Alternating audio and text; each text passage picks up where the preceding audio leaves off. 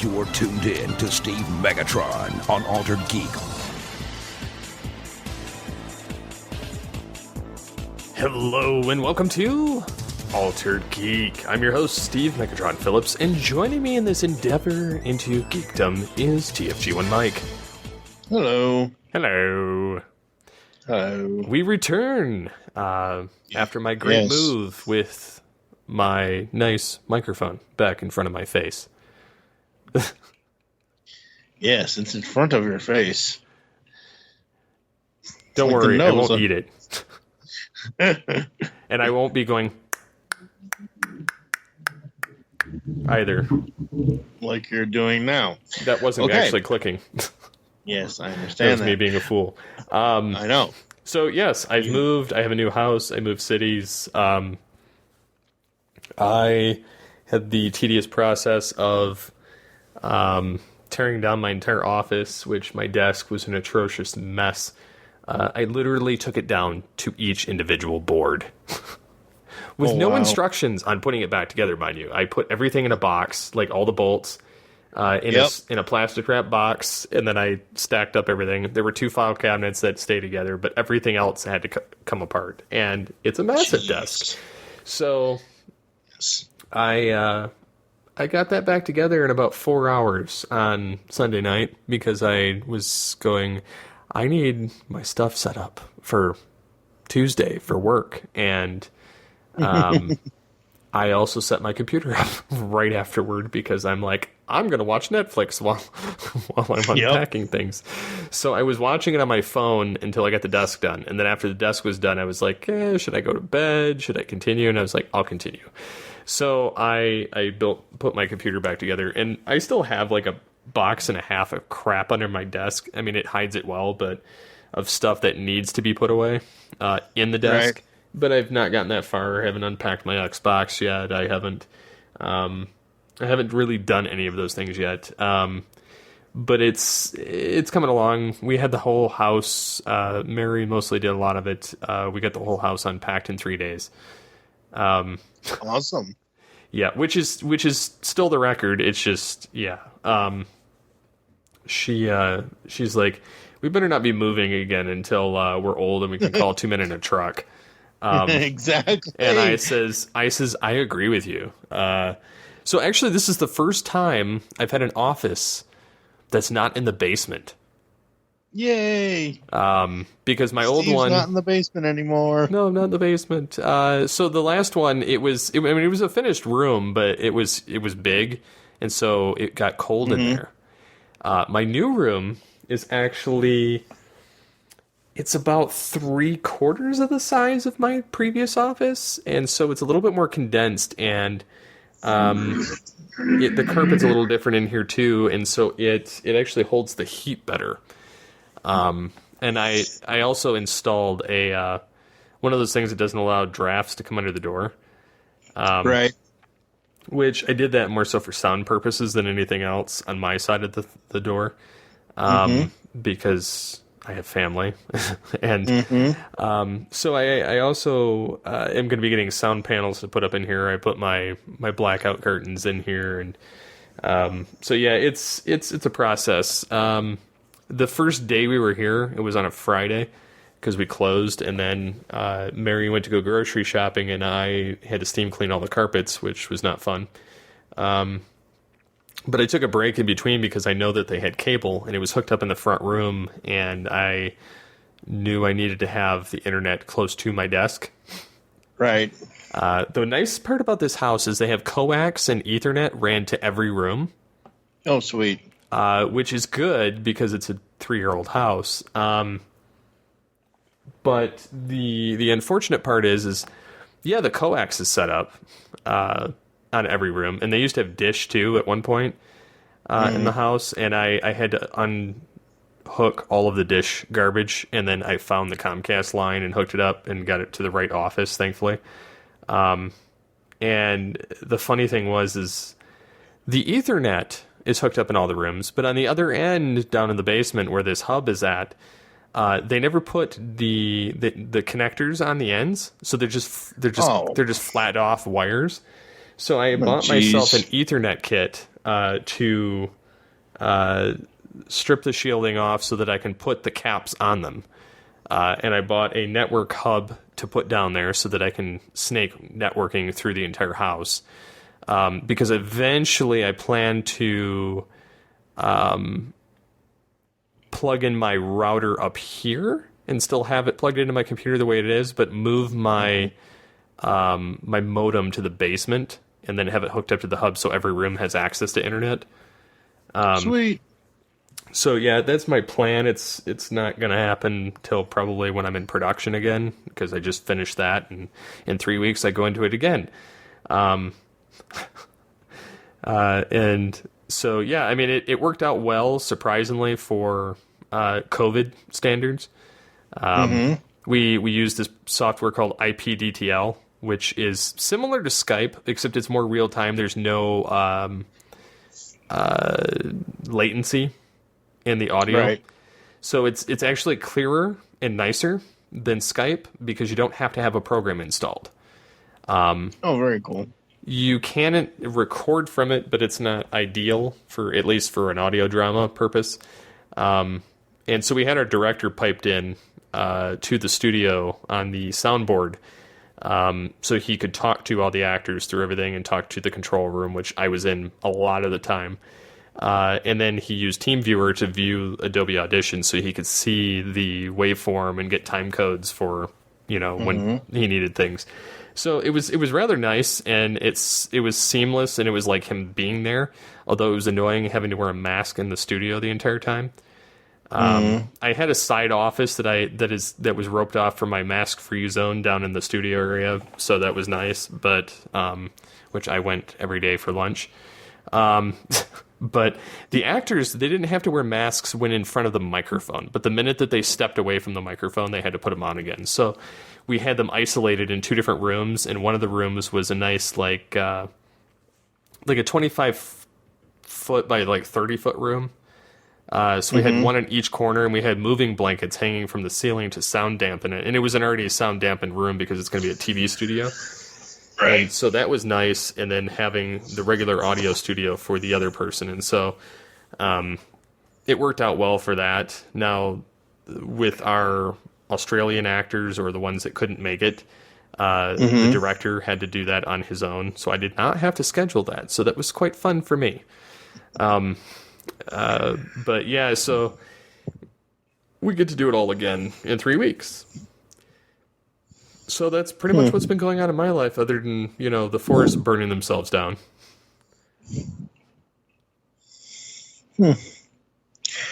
Very cool, very cool. Yeah, I have been slowly trying to get us unpacked. I've been binge watching a lot of stuff on multiple streaming services. August 28th of this year, Cobra Kai seasons 1 and 2 hits Netflix. It is no longer on YouTube's premium because YouTube is going away from the scripted stuff, I guess, or whatever. They used to call it YouTube Red. I think it's YouTube Premium now. I don't know, and I don't really give a flying fluck. But yeah, I find this absolutely hilarious. Like, I watched through the series, or through both seasons, and absolutely love it. I think it's a great, great show. A great way to homage the movie franchise that it came from, at the same time adding new depth to the characters. And the whole point of this series is it's from the point of view of Johnny Lawrence, who was the guy that lost to Daniel in the first film. So it's very, very interesting. But I went ahead and posted on multiple social media platforms, GCRN's Facebook page, my fictional character TFG and Mike page, my personal page, and other places about, hey, I just watched Cobra Kai on Netflix, yada, yada, yada. And I said, only watch the linked trailer. If you want some spoilers, just go to Netflix and watch it. Everywhere else, it has low numbers. On my personal page, it has 65 likes, 60 shares, 9 comments, and As of this recording, 3,560 people reached. Now, this is the biggest thing for me on social media in the whole time I've been on. So I've never seen numbers like this. A few times GCRN posts maybe have gotten over 1,000 kind of thing, but I have never seen anything like this. And I'm like, why is this happening on my personal page and not any of the other pages? So, little what strange. else? Yeah, a little strange, but kind of cool. I mean, I'm still a nobody retired podcaster, but still. I'm trying to think, what else have I been doing? Thundercats, the original Thundercats from '85 and the 2011 Cartoon Network series hit Hulu. I have watched through 95% of the original series. I skipped a lot of the one-off episodes because I was more interested in the multi-parters. I did watch all 65 episodes of the first season. The second season's 60 because it has 130 episodes total. So, I gotta say, people need to go back and rewatch this show because number one, the show is awesome. Number two, Snarf is not the worst 80s sidekick / kid character out there. Snarf, I actually went into this thinking that, oh my god, I'm gonna hate Snarf. He's too nursemaid-ish, he's too parent-ish, he's too, oh my god, Lionel, you're gonna fall into the pit of lava. Oh my god, you can't use the sword like that. Oh, he's not. He is like that a little bit in the beginning, but as Lionel grows into his character and all of that, Snarf ends up quite Snarfy?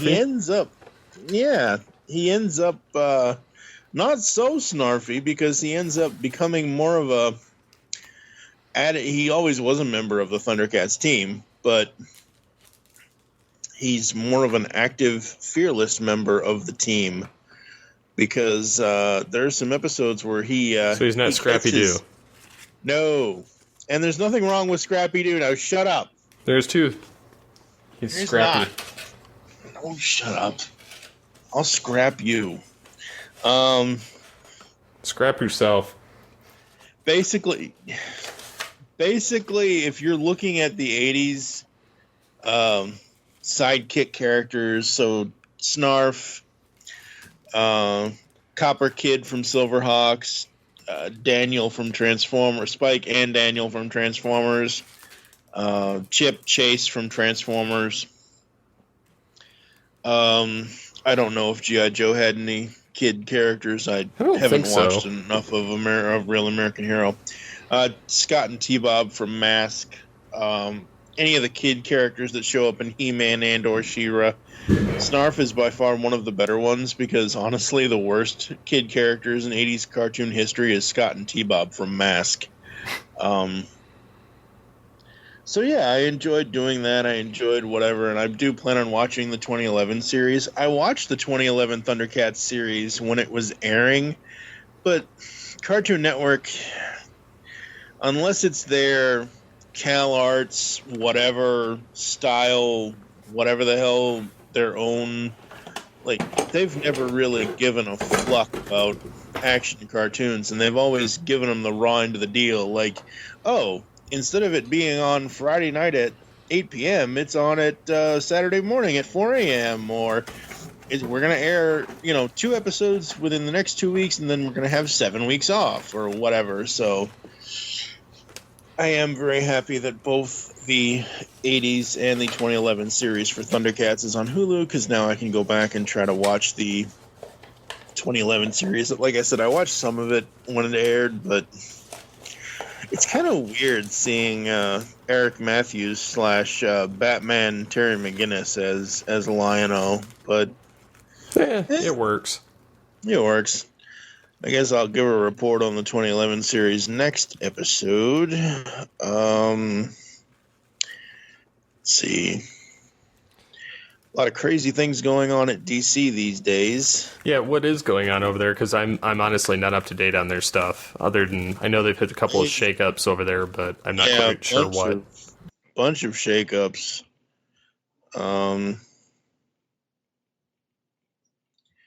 It's just a bunch of, like, I'm not even sure myself. I just know by, just in passing that there have been a bunch of editorial and other staff changes, and there's just, I see more rumors than actual facts at this point. So, thing is it's a bunch of nothing. Yeah, I don't know. I'm not even going to comment because I don't have factual information in front of me. You don't have facts. Let's see. A lot of things as bad as 2020 has been, there's a lot of things to look forward to. Do tell. Well, The Mandalorian Season 2 is coming, as well as Carmen Sandiego Season 3. Carmen Sandiego is on Netflix, Mandalorian obviously on Disney Plus. What else? I don't know. I just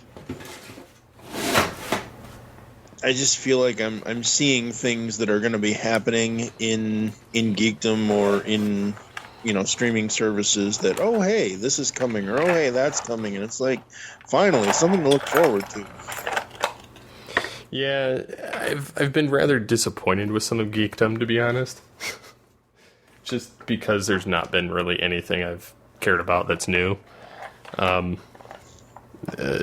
mostly stuck with a lot of the old stuff because it's tried and true, and not to say I haven't really paid attention to some of it, because I've watched some of the new Lower Decks, and no, it's not stellar, but it's not as terrible as I thought either. So I mean, you never know. It's always one of those toss-up things that you just don't quite know what's going to happen. Right, yeah. Although I did see an article just before this that they're going to have John Delancey reprise as Q, so that has my hopes up, surprisingly. Very cool, very cool. Yeah, let's see, what else? Old is new, old is new, new is old. Yeah, I don't know, like, I'm looking forward to eventually reading Batman 3 Jokers from Jeff Johns and Jason Fabok. Let's see. I'm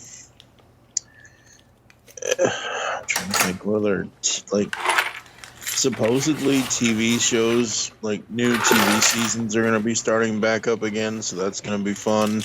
Well, I know that the new Star Trek series are all going to be on CBS because they don't have any content. Yeah. So they're like, I mean, and that's expected. They've kind of hit that point where it's like, okay, it's been out a while. We're gonna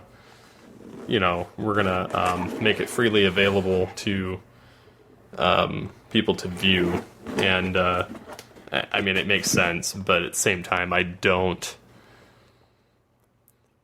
know what I think about it. It could be good.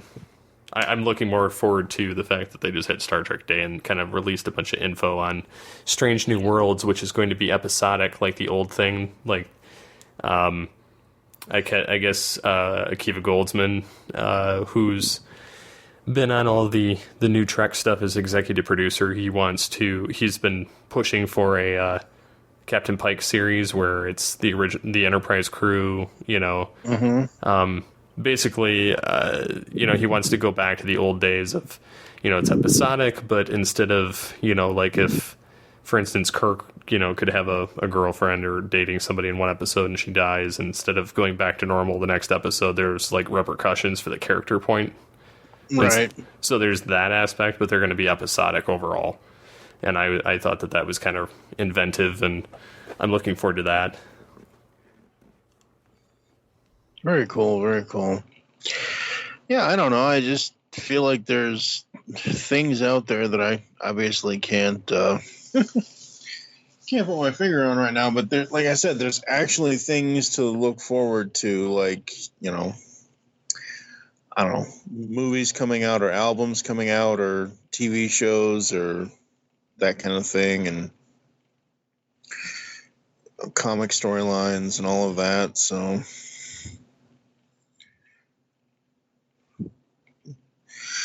what else is going on? Well, I was looking at an article about online radio. Mm-hmm. They were saying, is online or local online radio the future? And I thought it was kind of interesting because they're saying that one of the great things about online stations is that you have a really good handle on how many people are actually listening, but it can also be a bad thing. Of course, that can happen on FM stations as well, but you never quite know on those. And so, they're saying, given the low barriers to entry, a huge number of online radio stations now exist around the world, providing all manners of services like podcasts, books, or, anyone can launch them. So some are good, some are poor, some are hugely popular. Many will not get much of an audience. It's kind of interesting because they say the challenges are staffing, transmission, winning an audience, and paying the bills. So, staffing, they're saying that some can be run by volunteers and produce impressive things, and some, can be online for cheap, as opposed to having a station where you have all the overhead. Now, the audience part, it says it gets tougher each day. It says not least if you were not on the same platforms as everyone else. This is that there's like some aspects of if you change things, or some can be okay with the network service, replacing something or changing, or it's just difficult to have an audience in general. So I don't know. I thought it was kind of interesting that they were just bringing that up, that it's kind of the new wave of things going, especially with podcasting. And so, I don't know. It was just different. That's all.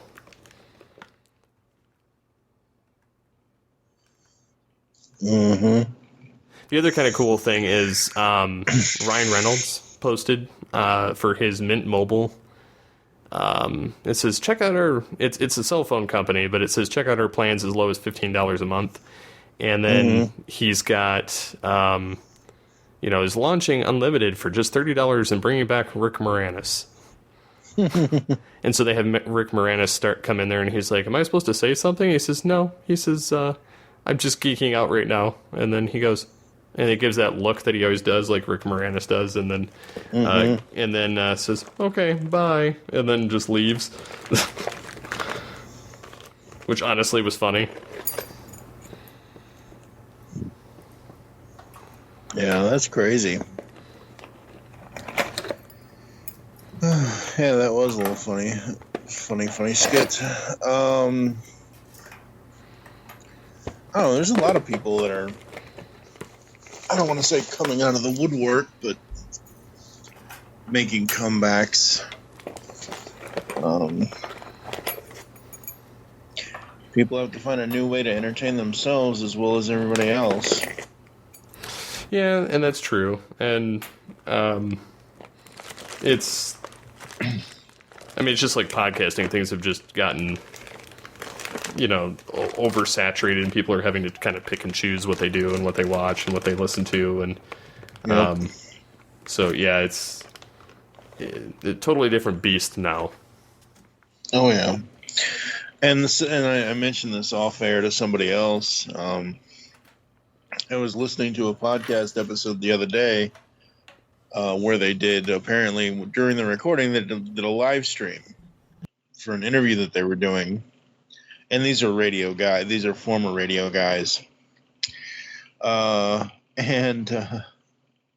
in the podcast version, they didn't edit out all the parts where they're like, oh, can you hear me now? Can you hear me now? I can't hear you. What's he saying? Like, all this back and forth about their connections and how bad the stream was and how bad the internet was. And I'm like, you could easily edit all of that out of the podcast version of the show, so nobody has to sit through 10 minutes of you asking, "Can you hear me now?"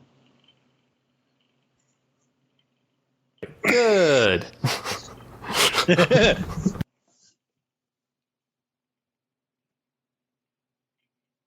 I don't know, man. It just seems like ever since I like quote unquote stopped podcasting and I listened to more shows, it's like, oh, I have a suggestion for you.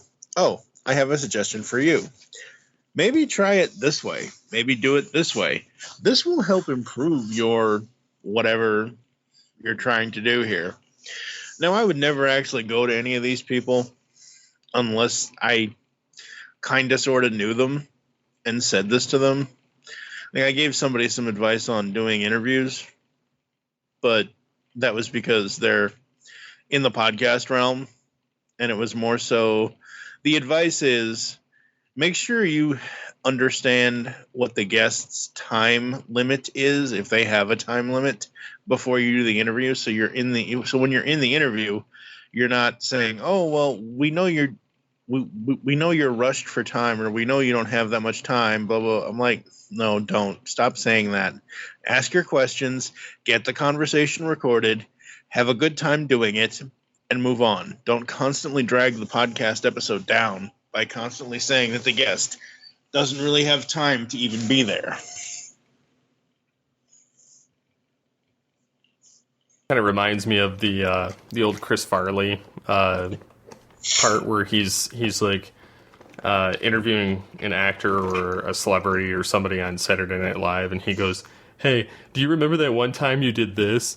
Yeah, that was great." And it's just like super awkward. That's kind of what it reminds me of, listening to some people interview people. I know sometimes we kind of ramble, but typically we're on our A game when we interview somebody. That's because we figure everything out and we end up using judicious use of mute to scramble in the background. Usually we have like 20, maybe 25 questions for anybody. Voice actors, musicians, cosplayers, writers, artists, whatever.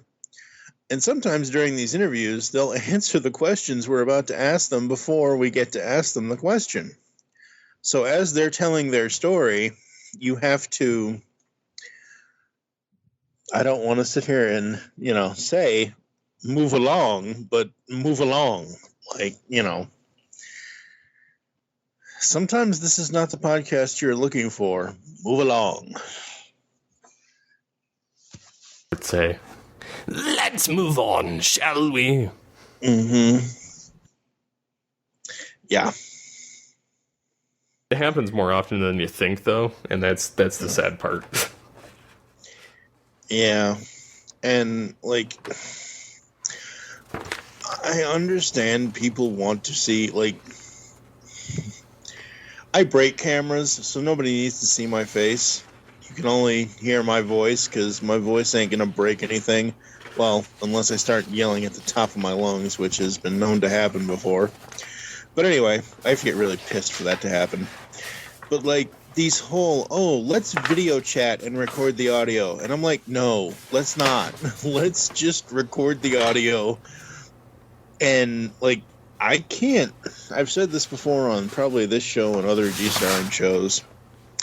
I can focus on your voice and my voice and what I'm saying and what you're saying, and maybe a script if we're doing something that we're reviewing instead of just having a conversation like we are now.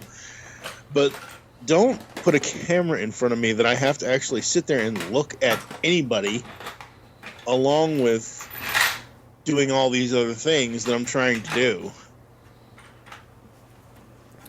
Yeah, I like when I have to do certain meetings and stuff at work, I pick and choose whether I feel like turning on my video, and sometimes they're like, "Hey, Steve, are you there?" And I'm like, "I'm here." I'm choosing not to turn on my video. Yeah. Like we have a morning powwow in certain mornings, and they give everybody certain assignments, as it were. Mm-hmm. Like everybody has to run like a morning worship of sorts, and it goes through a rotation, and I choose when it's my turn to not have my video on. And they're like, oh, you can turn your video on. And I'm like, no, I can't. I'm like, and one of the people figured it out. They're like, you're going into podcast mode, aren't you? And I says, you got it. I said, I don't have to have video to do it. I says, plus, I don't like the fact that everybody's looking at me and nobody has video on but me. And then they're like staring at my face. I'm good with that. I don't need people watching me while I'm trying to gather my thoughts, because it just makes me more self-conscious about it. Yeah. I would much prefer, not having people stare at me. Yep. So, I mean, it's one thing if I choose to turn it on, like my Zoom, my Zoom meetings that I have to go into.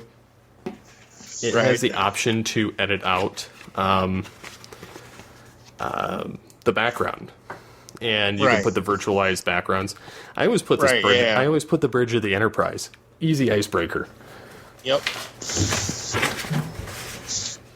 So yeah, I mean, absolutely. When all's said and done, like I make it as easy as possible on myself. Exactly.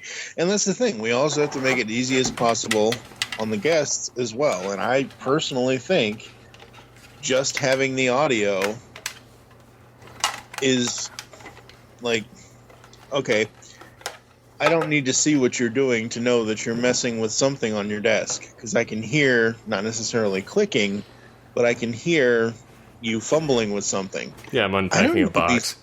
Okay, that's fine. I'm not trying to call you out on it now. I'm just saying, like I said to Kendra and Edward Hale, who I recorded episode 383 of the Pullback with earlier today as of this podcast recording, I said, if you hear anything in the background, just ignore it. Whether it's my fan, whether it's a car outside, like, just don't draw attention to it.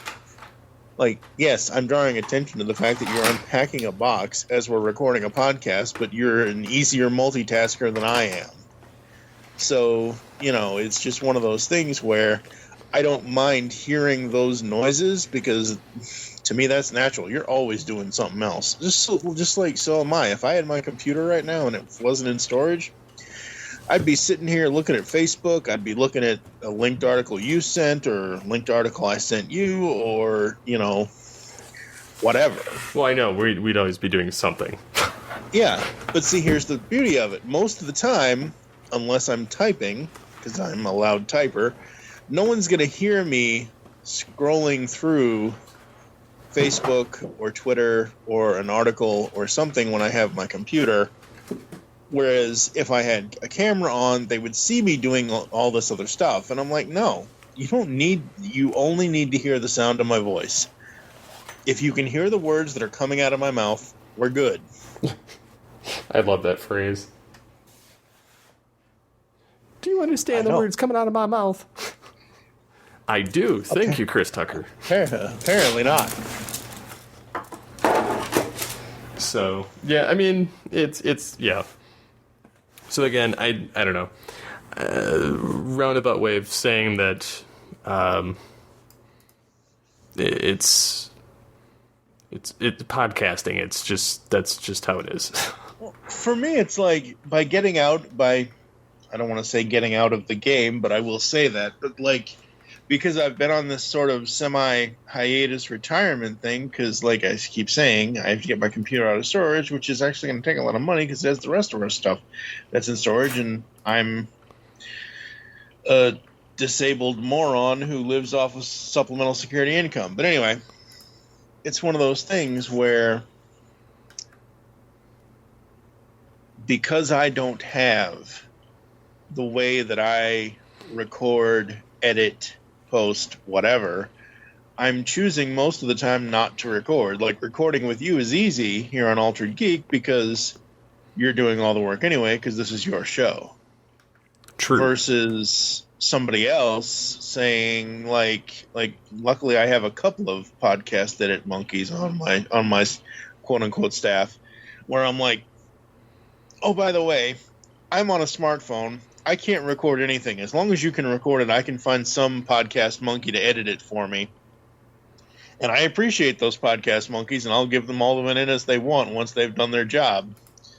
But it's one of those things where I can't do it the way I'm supposed to do it, so then I shouldn't do it. Which means that I now have all this extra time that I would be doing for production for GCRN to actually go back and find other shows and listen to how other people are doing it. And I'm like, okay. A couple of things I can improve on, because we can always improve on anything and everything. A couple of things that I know I'm never doing again. You're not supposed, even though I'm going to do it now, and I don't think you have enough time to edit this out. Like, you're not supposed to burp on a podcast kind of thing, Yeah, I won't edit it because I don't want to timestamp it. It's fine.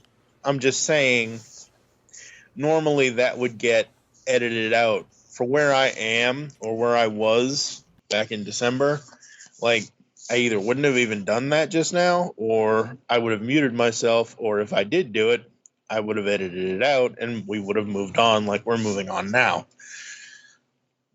And the point is, audio is much cleaner, it's easier, it's frankly more fun to deal with. Video is just too clunky, and it's too much work. I appreciate those that want to do it, and I appreciate those that do video stuff, but for me, audio is king. And that's the way the cookie crumbles. Mm-hmm. So, and I know we'll probably talk about this more in depth on like a studio, but did you have a chance to watch Bill and Ted 3? No, I have not. I have watched it. It is actually, without giving anything away, it's a perfect sequel. Years in the waiting. And it takes a lot for me to say that. Very cool. But I honestly was very, very impressed with where things went in the movie and how things went down. They picked it up naturally. They both, despite the fact that Keanu sounds like kind of old or kind of like not as in his, he sounds more like his Matrix version. Or his John Wick version. Yeah, he sounds more, tough guy. Yep. But that being said, he still did a wonderful job in the movie. They both played right into it, and both those guys are friends, and you can tell by how they were acting throughout the movie. There was a lot of absurdity moments, but overall it was it fit really well for a sequel that takes place, 20 some odd years later, 30 some odd years later. I was impressed, and they wrapped up the trilogy to the point where they could do another one, or they could just leave it alone. It's kind of like how the Back to the Future 3 ended, where, you could tell that some of the adventure continues, but on a whole, like, it doesn't need to happen. Yep. Because they introduced Bill and Ted's daughters. Right. I remember that from the trailer. Which originally were boys in the end of 2.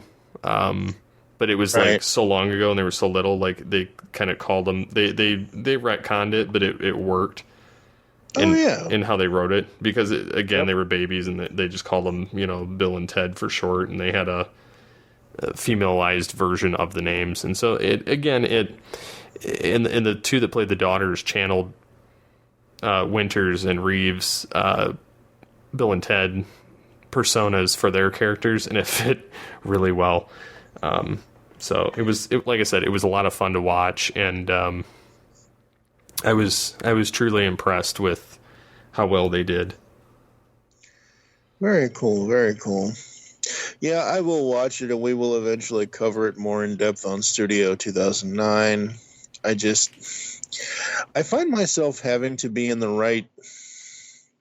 If you're in the wrong mind frame or whatever, you can't do certain things, or you shouldn't do certain things. And lately, I find myself just basically wanting to fall asleep watching true crime shows, and because I've seen pretty much all, like, there's only so many times you can see the Ted Bundy or Jeffrey Dahmer or whatever cases, whatever the most famous cases are. And I'm like, okay, seen that, seen that, seen that. Oh, I've seen this show a million times, but I can still fall asleep to it.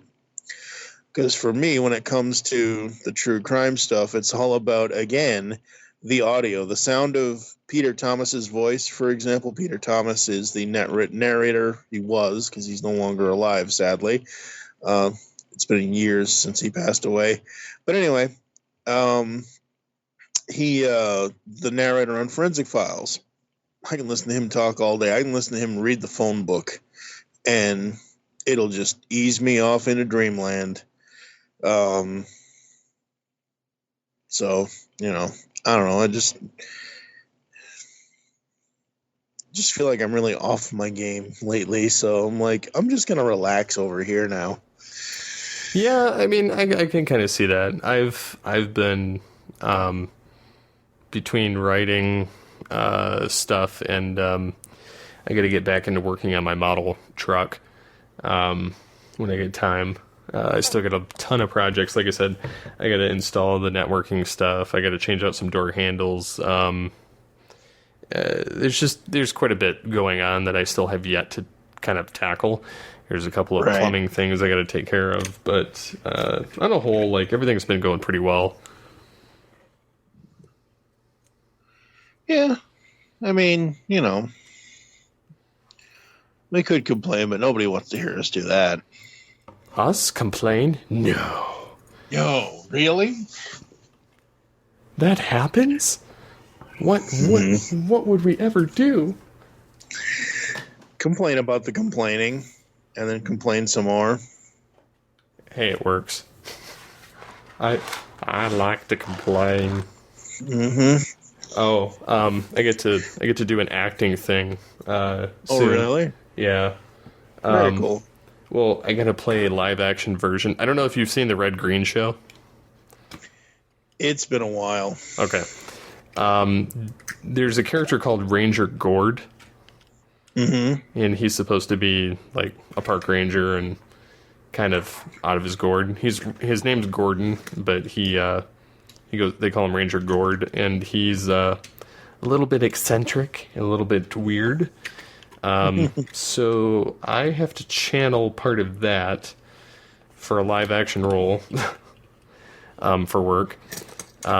Because the person that wrote the script is like, so we want to do this, and they're like, have you ever seen the Red Green Show? And I'm like, yes. They're like, okay. They're like, this is what we want to do. And I was like, okay, that's interesting. So I have to channel the character essentially and more or less kind of create my own version of it in a persona. And yeah, I'm not entirely sure. Like, I'm pretty sure I have a voice picked out and part of how the persona is going to go, but it's one of those things that I won't know until I do it. Plus, I don't like being in front of the camera. I'm one of those guys that I like the voiceover because nobody sees you. Yeah. When it comes to being in front of the camera, I'm like, it's like being gun shy. Like, I'm like, are you sure you want me there?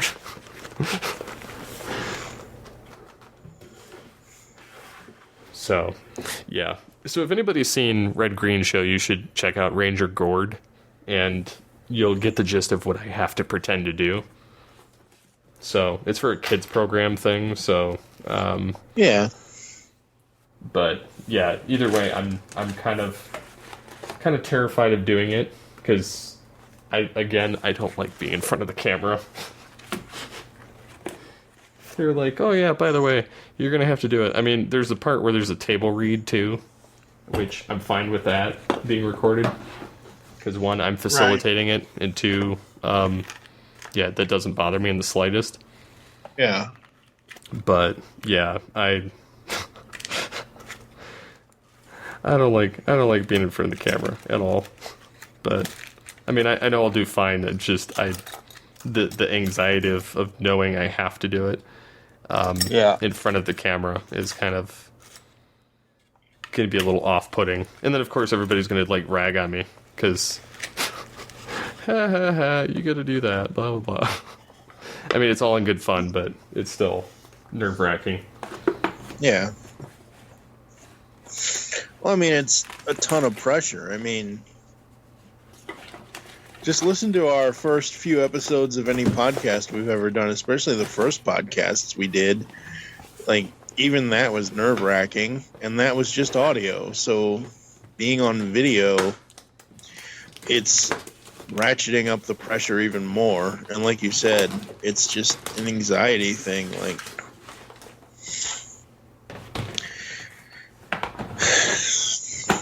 I don't know. It's crazy. So, is there anything else that you'd like to bring up, sir? I don't think so. I mean, I have a ton of Star Trek stuff, but I know you're not interested in the slightest.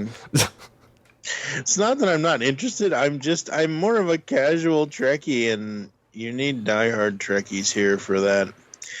I did see. Oh, okay. Well, I know you probably haven't had the time because you've been doing all the stuff you've been doing. I've been trying to watch Muppets Now on Disney Plus. It's okay. It's nowhere near as good as what the Muppet Show originally was, but how could it be? I personally think they spend too much time on Miss Piggy's character sketches because they're trying to make it a sketch show like what the Muppet Show was. Does anybody not realize that she was the annoying Link that nobody really cared about? And like, I honestly, I prefer any time that she's not going to be on screen. What I do like about Muppets Now is that Scooter is kind of like the MC. He is. I was Lorne. Yeah, he's kind of like the Lorne Michaels of the show, where it's like he's the producer off stage, and you see him, and you see people like messaging him or whatever. So it's kind of got this like tech vibe to it, and whatever else. That's kind of cool. Like there was one episode where he was trying to stay awake the whole time because he pulled an all-nighter for something or whatever. It's kind of fun, but it's not. I don't know.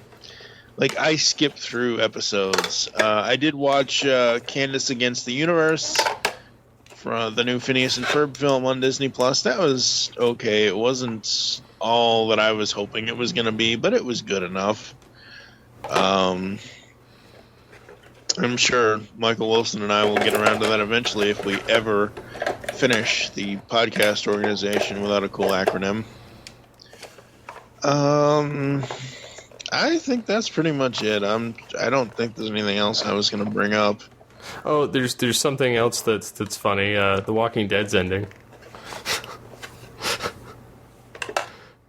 I'm sorry, I had to do it. Well, they're zombies, Jim. They're dead. It's okay. It can end. It's dead, Jim. Like, yes, literally. It's dead, Jim. Literally dead. Be walking undead. D-E-D. I've never... Yes, D-E-D. I've never gotten into that show. I'm not a zombie fan. I'm not a horror fan, even though I know that show's more... It's not just horror, but... And I understand it came from a really cool comic book. I didn't get into the comic book. It's just not... It was just never my thing. And I understand people are going to come at me and say, oh, it's more than just being about the zombies. Well, you know what? When you... Anyway... I saw the article that it was ending, and I also saw that there's supposed to be a spin-off with a couple of characters, and I'm like, oh, great. There we go. Yeah, like every other spin-off that doesn't succeed. You know, that's a topic for maybe next week or something or other. Next time we... Whatever. Whenever. Topics that... Or sequels that suck. No. Oh, How? spin-off pilots that don't succeed. No. How 30 and 40 years ago, almost anything and everything succeeded on television, whereas now, if it doesn't succeed within its first 2 episodes, it gets canned. Yeah, I mean that I could see that. I don't know. I don't know. I'm just saying, like, you just look at certain shows and that are from 20, 30, 40 years ago, hell, even 50 or 60 years ago. And some of them that had the longevity that they had. Like, we're never going to have another Bonanza or Gunsmoke. Never. It's just not going to happen. Because that's one downfall to the instantaneousness of the current lifestyle. Pre-virus, post-virus, whatever.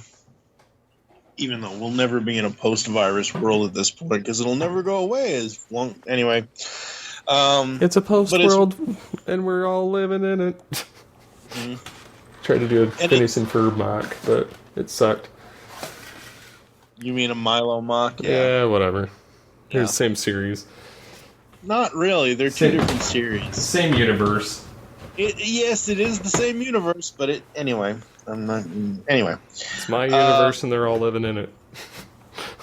Yeah. Where the hell was I going? See, you jackass. I derailed it. You jackass. Happy Gilmore. Happy Gilmore. How? Oh my God. I like Shooter McGavin. You can tell we're off the rails. Somebody take him to Sizzler, please. Well, I can't help it, but I just sent you an image, but it says the greatest golfer of all time just took a picture with Tiger Woods. That's funny. And it's got Shooter McGavin. Yep. I love that image more than I probably should. Mm-hmm. There's one where it says it has to do with him too, but it's not a clean joke. It's a bad meme. Bad meme. You know what? We're so derailed at this point, and I don't mind making this explicit at this point. I've already said jackass several times, so go ahead. Well, I'm trying to find it. There's one where it says, I eat pieces of for breakfast. Oh, no.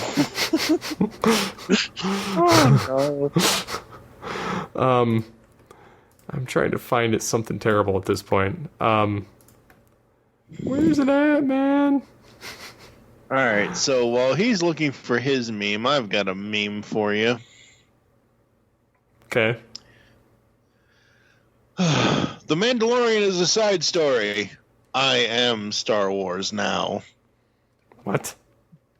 It's the cat lady, the pointing cat lady on the left. The Mandalorian is the side story, and the picture on the right is of Baby Yoda. I am Star Wars now, because really, honestly, what else is there, live action anyway, for Star Wars, besides The Mandalorian? You find your meme yet? No, it's more so he goes, I ate pieces of for breakfast. Uh-huh. And there's a version of it where they're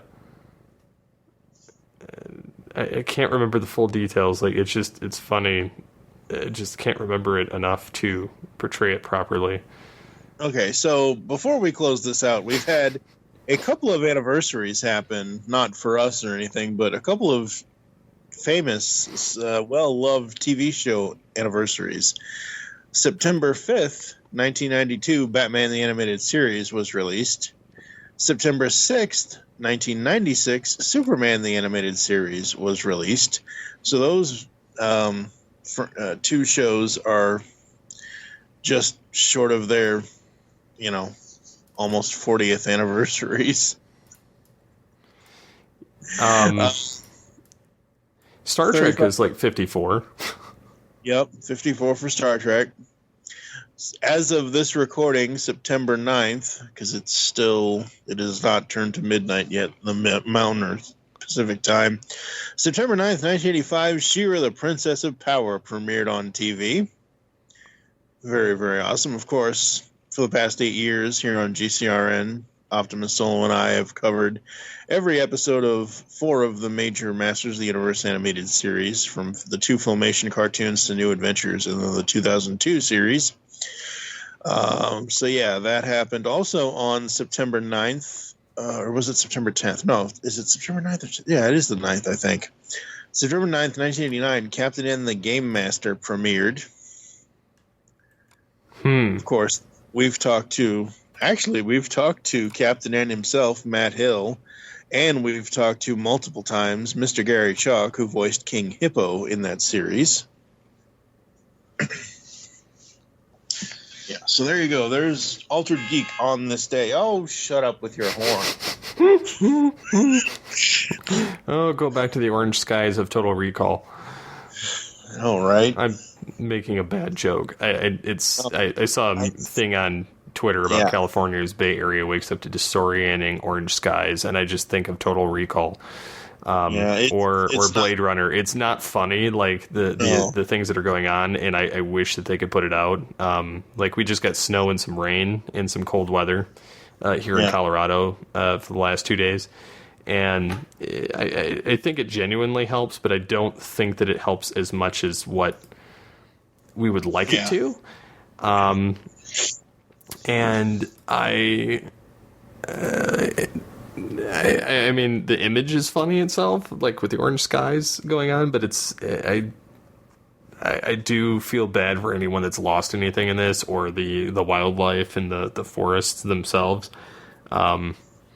So I hope that everyone stays safe in that whole thing, especially because, like, our skies were like gray. Like, it kind of reminded me of the depressingness of Michigan.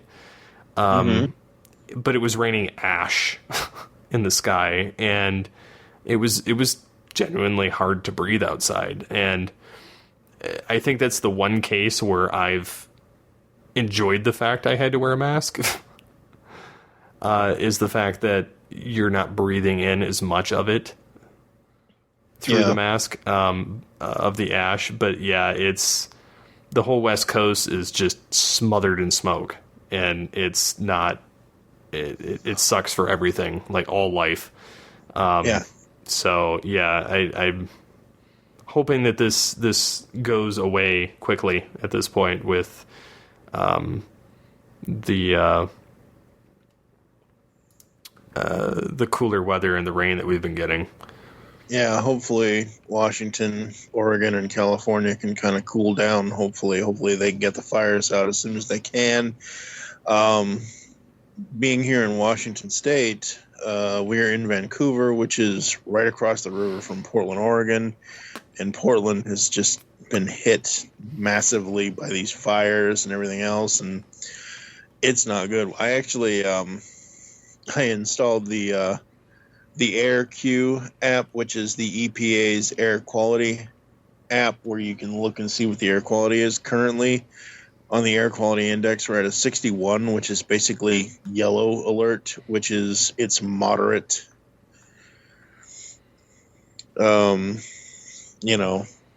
To being almost unhealthy. We were, the other night, a couple nights ago, was it Sunday or Monday? I forget. Sunday or Monday of this past week, September 6th, 7th, and 8th. We were in the red, and it was very like, there was literal, like, you're supposed to shut your windows and whatever else. Well, it gets stuffy as hell in here. Well, before I actually went to shut my windows, a lot of fire smoke ended up in our apartment, and I'm sure ended up in a lot of other people's apartments as well, because the whole point, at least here in the Pacific Northwest part of the country, the whole point for us even coming out here was, it's a moderate climate. It's a temperate climate. It's not as hot as it is everywhere else, but lately it has been, because it's summer and we are in a valley. But it's just one of those things where I've been checking the air quality almost daily at this point, because it's been so bad. And it just, everybody on the West Coast, Washington, Oregon, California, please stay safe, because this is not a good situation. No, and it's unfortunate, everything that's going on, and just I feel for everybody on that. Ooh, as of 11 minutes ago, K2 News, KATU News here in Oregon. New evacuation in Clackamas County, Oregon. Go now in the area west of Beaver Creek Road, including Southgard Road and Unger Road to the first part of Windy City. Also, people on Eden Road and yada, yada, yada. But yeah, basically, they're doing evacuations. This is not good. No, it's not. Yeah, I definitely feel for people on that. So, and apparently, according to Delish.com, Mountain Dew is releasing a watermelon flavor as a permanent soda. Does that even taste good? I don't know. I haven't drank the only time I've drank Mountain Dew and actually enjoyed it was Code Red. Yeah. Beyond that, you couldn't get me to drink Mountain Dew. Yeah. I'm more of a cola person. I have no interest in that. But I will say something that sucks from a pandemic standpoint. Because every time somebody thinks that they have COVID in a factory setting, they close down the factory. And in doing so, supply and demand is high and supply is low. Because we had to sell because we used pods, and we would have had to get a third pod just to fit the rest of our furniture. Mm-hmm. So we sold our couch, we sold our kitchen table and chairs, we sold Ian's bunk bed, but we actually bought him a captain's bed, which was a fraction of the price of what we sold the other bed for. So that kind of worked out, but that was used anyway, the captain's bed. So Mary ordered, she was able to replace the couch because they had it in stock at the store, but the kitchen table and chairs were supposed to come in mid-September. They're coming in close to November now at this point, because COVID reasons. And so, but it could get delayed again, which is highly likely. So we have our outdoor furniture as our kitchen table and chairs right now, while we wait. And the washer and dryer, the owners of the new house, or of our old house, asked for us to keep them there, and as a part of the deal, and we accepted. And granted, they were 8-year-old machines at this point, 7 or 8 years old. But Mary went to buy them during the Labor Day sale, and they don't have any in stock. Oh no! And they won't until November.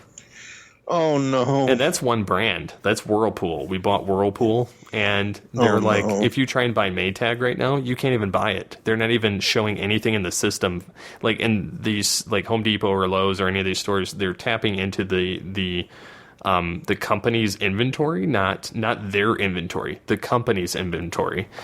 And Whirlpool has 1,300 in their inventory across the whole U.S. Maytag has none. And they're you could get it in December, you could get it in January, you could get it next May.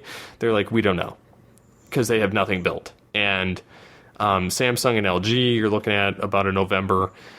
So pretty much everybody is November at minimum for washer and dryer. So they're taking everybody's money, but they're not delivering anything. Well, that's not cool. No, so Mary she was going to have to use the laundromat, so we're actually paying a friend to use their washer and dryer at their house.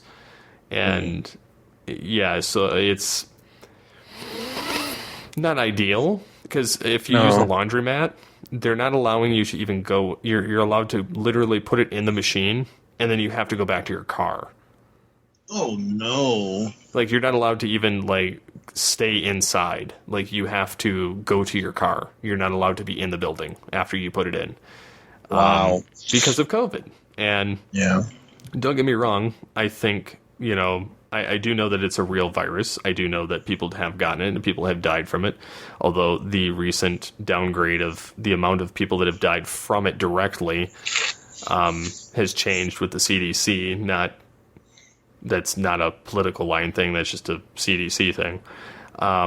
They said that people have died of of other symptoms and had complications that have pushed them over the edge due to COVID. But they've severely downplayed the numbers. So whatever it may be. I'm not saying people shouldn't be careful, but I think some of this stuff is a little overboard in the precautionary. And I'm only saying that, like, I'm not disagreeing with, wearing masks or whatever. The thing I'm disagreeing with is the fact that if you're wearing a mask and you're working in a factory, or you're wearing a mask and you're in the laundromat, and you're avoiding contact with people, because let's face it, most people don't. There's not a lot of laundromats around anymore because most people actually own equipment or places supply it now.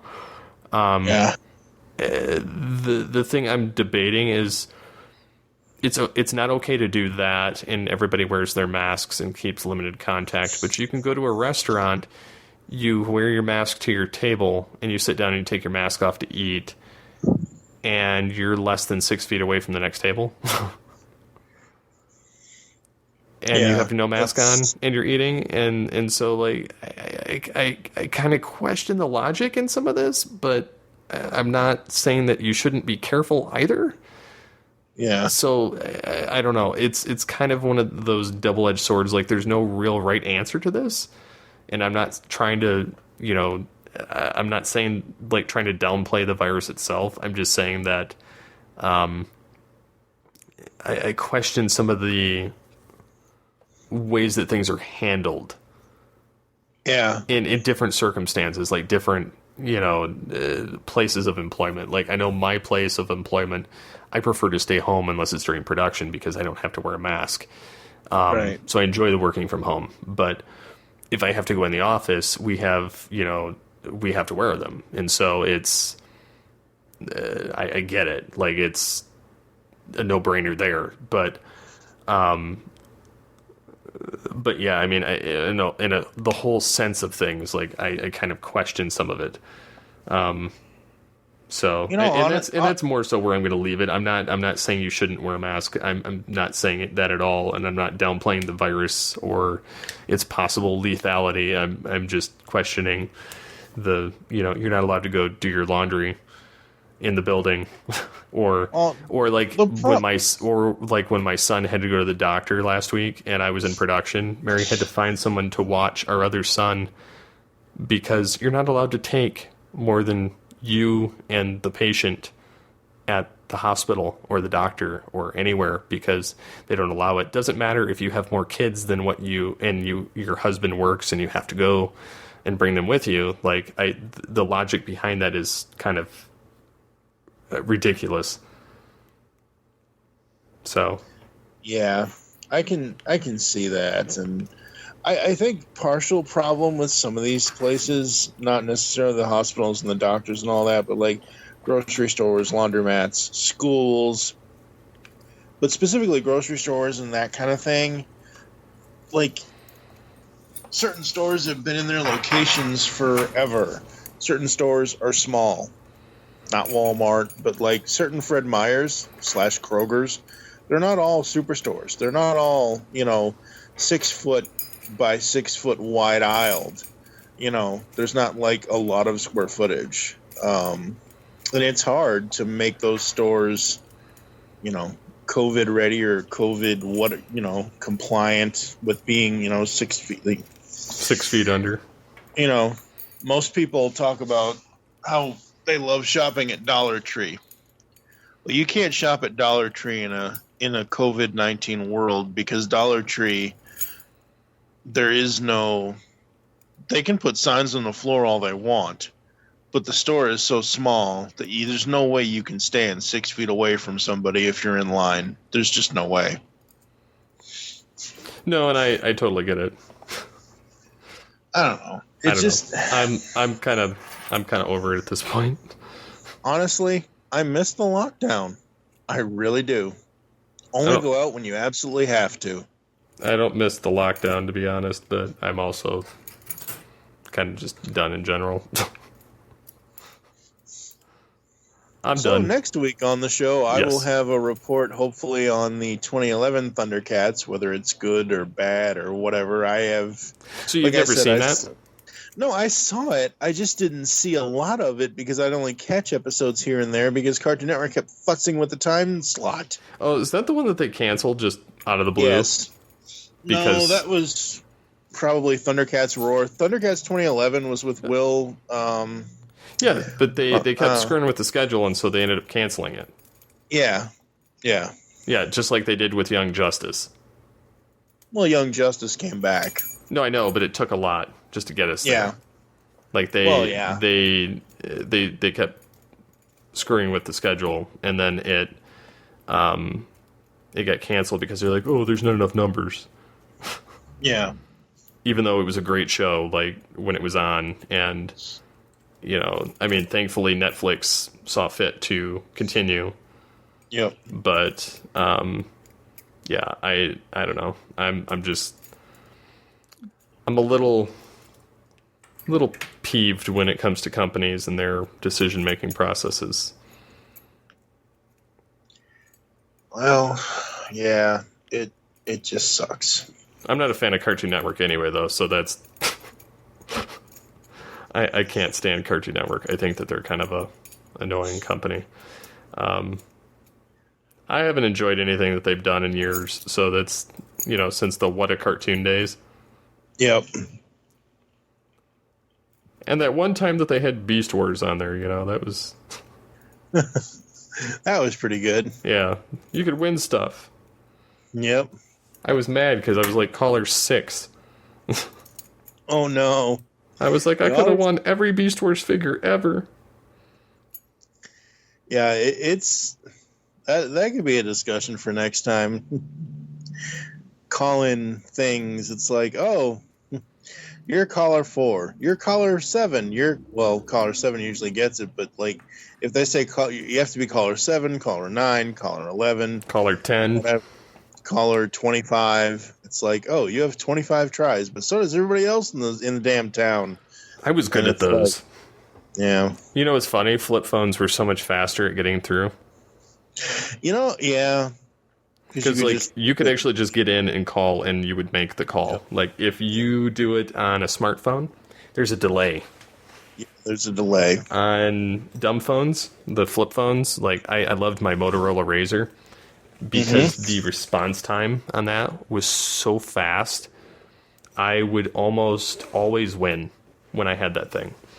I usually could call in 3 times during that time period, and that was when I think the iPhone was out during that time too.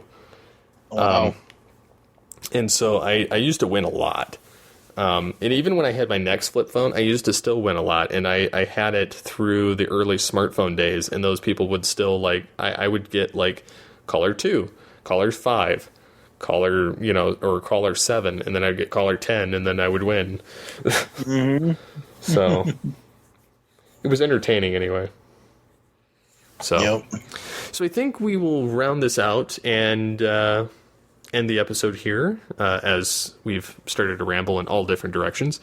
So Mike will possibly have a review on something next episode, and we'll probably talk about some things that we've won through radios and sequels or spin-offs of other programs. And our thoughts on some of those. Yes, I heard there's supposed to be a new reboot coming. A new reboot? No, not a new reboot. A new rebooted series. Of what? Fresh Prince. Oh yeah, yep. I heard about that too. It's going to be based off of that 3-minute YouTube trailer that's more of gangster version. Mm-hmm. Yeah. I don't know. I don't have a preference. I honestly don't care. I mean, if Will Smith's not a part of it, I honestly don't care. They got to make it more street for today's era. So, I don't know. Anyways, until next time, get altered, get geeky with the Altered Geeks.